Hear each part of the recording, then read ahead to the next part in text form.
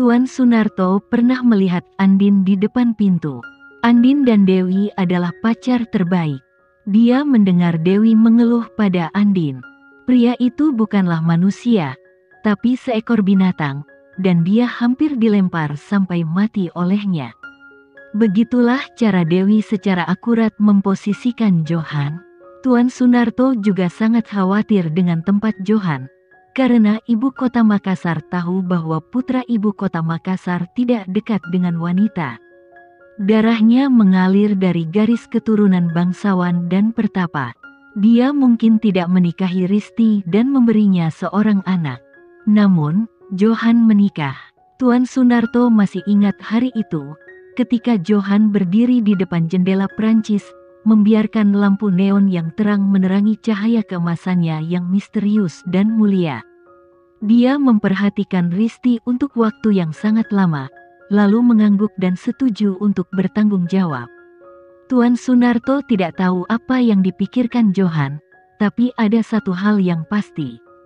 Bagi Johan, malam itu tak terlupakan. Tuan Sunarto telah menyusun strategi bertahun-tahun ini dan telah menjadi dekan di Akademi Ilmu Pengetahuan. Putrinya, Risti, telah menjadi Nyonya Aresta. Meskipun Johan telah meninggalkan Risti dalam kedinginan selama bertahun-tahun, Johan sendirian mendukung Tuan Sunarto untuk menjadi salah satu dari 4 di ibu kota Makassar dan menjadi kepala keluarga Sunarto. Sekarang, semuanya terganggu. Dan Amelia ternyata adalah putri kandung Dewi dan Johan. Tuan Sunarto tiba-tiba menyempitkan mata keruh itu. Dia ingat ketika pertama kali melihat Amelia, dia memiliki perasaan yang sangat akrab. Temperamen Amelia yang halus dan cantik, cerdas dan tenang. Sikap semua orang, dia adalah bayangan Dewi. Tuan Sunarto telah mencari putri kandung Dewi dan Johan selama bertahun-tahun dan ingin menyingkirkan Amelia, karena dia tahu bahwa putri ini adalah bom waktu, dan dia akan menghancurkan semua yang dimiliki keluarga Sunarto sekarang. Tuan Sunarto mengunyah nama itu berulang kali di dalam hatinya.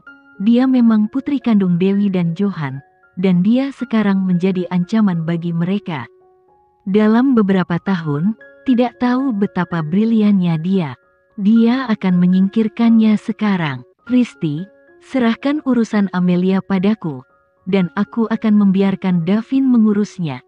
Tapi kamu ingat, pengalaman hidup Maya tidak boleh diungkapkan. Tuan Sunarto mendesak. Risti tidak bodoh. Pengalaman hidup Maya merupakan rahasia yang harus dijaga dengan kokoh. Dia mengangguk. Ayah, tidak ada angin di mulutku, jangan khawatir. Tapi urusan Amelia sangat penting. Henry dan Bisma iri pada Mardi. Pangeran surga terpesona olehnya, dan semakin sulit untuk menghadapinya nanti. Tuan Sunarto tidak banyak bicara, hanya menjawab, begitu. Dia menutup telepon dan pergi ke kamar Davin. Ada banyak botol dan kaleng kecil di atas mejanya, tempat dia melakukan penelitian. Nak, kenapa kamu tidak istirahat? Tuan Sunarto melangkah maju dan memandang Davin dengan prihatin. Davin mengangkat kepalanya. Dia sangat tampan, tetapi wajahnya sangat putih, pucat seperti itu.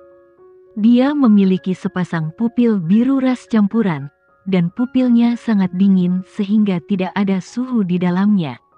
Dia menatap Tuan Sunarto. Kakek, saya tidak mengantuk.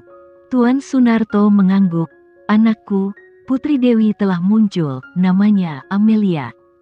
Tangan Davin yang memegang botol itu tiba-tiba berhenti, dan cahaya panas meluap dari mata biru itu. Kakek, maksudmu Putri Dewi dengan darah abadi? Ya, Amelia adalah Putri Dewi, dia juga pasti memiliki darah abadi. Davin mengeluarkan botol merah dan menyerahkannya kepada Tuan Sunarto. Bagus sekali. Saya telah mempelajari racun untuk darah Andit. Racun ini baru saja dilatih, jadi saya hanya menggunakan Amelia itu untuk melakukan tes.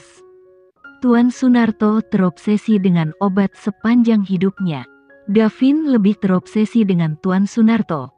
tapi dia terobsesi dengan obat-obatan. Tuan Sunarto melihat botol merah. "Anakku, apa isinya?" Davin perlahan mengucapkan 5 kata, jentikan jari ke wanita itu. Mendengar nama ini, Tuan Sunarto tersenyum puas dan lega. Dewi tidak hanya membawa buku medis tetapi juga buku racun lebih dari 20 tahun yang lalu. Tapi Dewi percaya bahwa obat dan racun tidak bisa hidup berdampingan, jadi dia ingin menghancurkan buku racun itu. Tuan Sunarto mengambil kesempatan untuk menyembunyikan buku beracun itu secara diam-diam. Insiden ini juga benar-benar menimbulkan ketidaksepakatan antara dia dan Dewi, menyebabkan keduanya berpisah. Kemudian Tuan Sunarto memberikan buku racun itu kepada cucunya Davin. Bahkan jika Dewi sudah mati, dia akan membuktikan kepada Dewi bahwa dia benar saat itu. Racun dapat melampaui pengobatan dan membuat orang mendapatkan semua yang mereka impikan. Di rumah sakit, Amelia menggetarkan tubuh langsingnya, lalu membuka matanya. Dia ada di bangsal sekarang, dengan infus. Bisma berjalan mendekat dan meraih tangannya. "Amelia, bangun." Amelia masih merasa lemah. Dia hampir tenggelam di kolam renang. Dia masih sangat lemah setelah melarikan diri dari gerbang hantu. Bisma membantunya duduk dan meletakkan bantal empuk di belakangnya. "Amelia, kamu tidak dalam masalah serius. Kamu akan pulih setelah 2 hari istirahat." Amelia memandang Bisma dengan penuh rasa terima kasih. "Bisma, terima kasih. Jika kamu tidak terburu-buru menyelamatkanku tepat waktu, aku mungkin benar-benar mati." Mata hitam bersih Bisma tertuju pada wajah kecil Amelia dan berkata, "Amelia, bukan aku yang menyelamatkanmu, tapi Henry." Bisma tidak ingin menyembunyikannya. Dia sudah terbuka dan jujur. "Amelia, saya pergi ngobrol dengan Bu Aresta waktu itu. Saya tidak berada di sisimu ketika kamu mengalami kecelakaan itu. Henry yang kembali dan melompat ke kolam renang untuk menyelamatkanmu. Saya mendengar bahwa napasmu hilang. Semua orang mengira kamu sudah mati, tetapi Henry tidak menyerah padamu. Dia terus memberimu CPR dan pernapasan buatan, dengan paksa menarikmu kembali sadar." Amelia memikirkan suara yang dia dengar dalam mimpinya. Itu sangat bising dan terus berbicara dengannya. Meskipun dia tidak bisa mendengar apa yang dia bicarakan, suaranya rendah dan penuh kasih sayang. Dan ternyata suara itu adalah Henry. Apakah dia menyelamatkannya? Tapi kenapa dia harus menyelamatkannya? Bukankah dia sangat membencinya? Dia bertunangan dengan Maya. Amelia memandang Bisma dan berkata, "Bisma, kenapa kamu ingin memberitahuku ini? Kamu tidak perlu memberitahuku." Bisma menjawab, "Terus kenapa? Jadi saya katakan ini, yang membuatmu tak percaya, kan?" Bisma memegang tangan kecilnya. "Amelia, aku tidak ingin menipumu, tapi Henry menyelamatkanmu. Saya berharap jika suatu saat kamu memilih untuk bersamaku, kamu tidak hanya tinggal, tetapi mendengarkan kebenaran di dalam hatimu. Aku benar-benar ingin memberimu kebahagiaan, bukan untuk mengikatmu ke sisiku dan mengambil pernikahan sebagai sangkar untuk menempatimu." Bisma selalu memiliki hati yang bersih dan murni. Itu tidak berubah sekarang, dan tidak akan berubah di masa depan. Amelia keluar dari rumah sakit. Dia tidak dalam kondisi serius, dan dia ingin pergi ke Akademi Ilmu Pengetahuan secepatnya, menggunakan kunci ini untuk membuka area terlarang, dan mencari peti harta karun kedua yang ditinggalkan oleh ibunya. Keluarga dan Amelia sedang duduk di sofa di ruang tamu. Dia tidak diizinkan bergerak. Meriska pergi ke dapur untuk memasak supnya secara langsung. "Amelia, kamu bilang kamu mengalami masalah belakangan ini. Kami semua mengikuti detak jantung. Bukannya orang mulia telah membantumu 2 kali ini? Bagaimana kamu bisa mengubah yang buruk menjadi keberuntungan?" Badrul membawakan sepiring buah. "Itu Amelia, menurutku kamu bisa istirahat sebentar di rumah dulu." Amelia makan beberapa porsi buah yang besar dan manis. Dia tahu bahwa ayah dan ibu merawatnya dan merasa kasihan padanya, tetapi jalannya masih panjang dan tidak bisa menghentikan langkahnya. Pada saat ini, seorang pelayan membawa jas hitam dan mulai menyetrika jas hitam dengan setrika. Gerakan Amelia makan buah terhenti. Dia cepat-cepat bangkit, berjalan ke samping pelayan, dan mengulurkan tangan kecil untuk memegang lengan jas hitam itu. Ada gesper perak berkilau di lengan baju, dengan kata Mahendra bertatahkan di atasnya.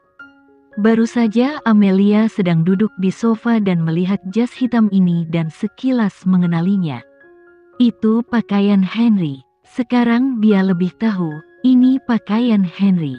Sebagai pemula dalam bisnis ibu kota Makassar, setiap pakaiannya memiliki tulisan Mahendra di kancingnya, yang merupakan simbol hak identitas.